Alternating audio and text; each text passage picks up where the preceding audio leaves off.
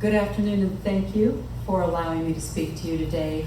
I am not here as a journalist, but as a breast cancer survivor, to share with you the fact that the discovery of my cancer tumor almost didn't happen. For me, it began the day I was told that I had stage 2 triple-negative breast cancer. That was in June of 2014. And I went for my mammogram like I had done every year for 15 years. I even got a 3D mammogram that day. And I even got a clean bill of health. You're fine. And that's that moment when a woman kind of exhales. But then I walked across the hall, thank goodness, and I had an ultrasound, and I heard those words that none of us ever want to hear: you have cancer. Leading up to that cancer diagnosis, none of my doctors, including my referring gynecologist, had ever spoken to me about dense breasts or the fact that I actually had very dense breasts. Information that had been ascertained in every single mammogram I had had for 15 years and had been passed on to that doctor, but never passed on to me. But even armed with that information, there was still no conversation. And especially that there was no conversation that there was about a 50-50 chance the mammogram would ever see my cancer, but that there were other tests that would be able to see it. And of course, the radiology lab didn't give me any of this information, but of course I imagine they felt that they were giving it on to my referring physician. And I'm the one who scheduled the appointment. I'm the one who went for the mammogram. I'm the patient. And I'm just amazed that there was no regulation in place that required that information to be passed on to me.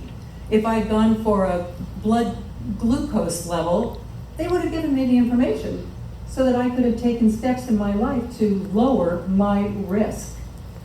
It was absolute sheer luck that I went for that ultrasound that day.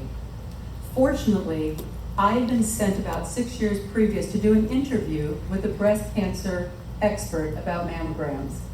And during a break, I mentioned to that expert that I went for my mammograms every year, and they were always nerve-wracking because they were always calling me back in for more pictures, and you freak out. You know, I would say, "Did you see something bad?" And they would say, no, don't worry. It's just because we can't see anything at all. You have really dense breasts.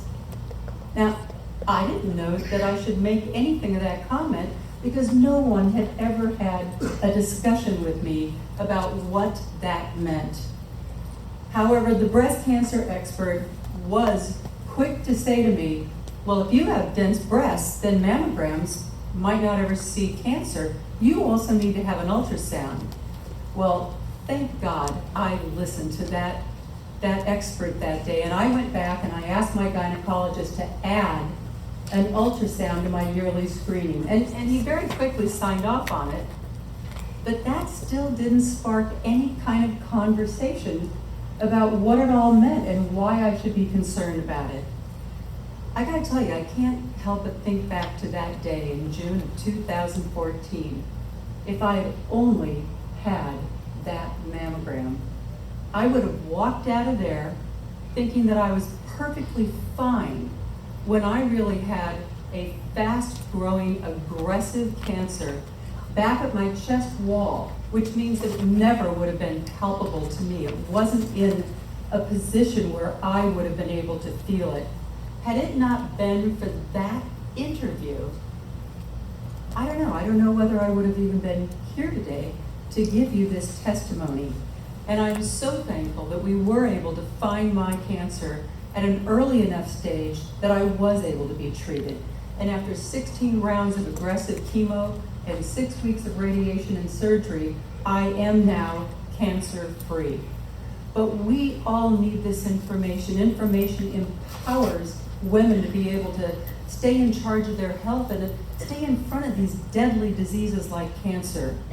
Because of that chance encounter, I am here. And had I known earlier that this kind of life-saving information wasn't being passed on to me and to other women, I would have been here knocking at your door a long time ago. I hope we can get these regulations in place, and I appreciate the opportunity to speak to you and the good work that you're doing. Thank you.